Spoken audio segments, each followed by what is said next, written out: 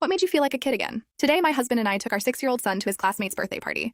We arrived just on time and the kids' parents welcomed us into their home. But upon walking in, we saw that my son was the only other kid there. My heart absolutely sank, especially because the kid seemed so excited for his mega awesome party, as he called it. And the parents told us he had even helped them set everything up. He helped his mother make cupcakes in the kitchen, helped his dad transfer his gaming stuff into the living room, and even wanted to spend his whole savings, $25, on goodie bags for everyone. My husband and I were friends with the kids' parents, and so they invited us in for some tea until the others showed up. We had no other plans and accepted. But then 10 minutes passed, then 20, then 30. An hour had gone by and not a single kid had showed up. By this point, the 6-year-old kid was crying in his room about how nobody likes him, and our son trying his best to comfort him. The kid's mother went to check on him, and when she came back down 15 minutes later, her eyes were red. I gave her a huge hug and held her, when out of nowhere my husband suggested something. He asked her if their son likes playing with his parents, and when the mother nodded, my husband leapt out of his seat. Perfect. My wife and I don't have any plans anyway. How about the 4 of us join in and party with them? We'll play video games, do dress up, eat some cake, and all that good stuff. We all immediately agreed, and the 4 of us wasted no time going upstairs to where my son and the kid were.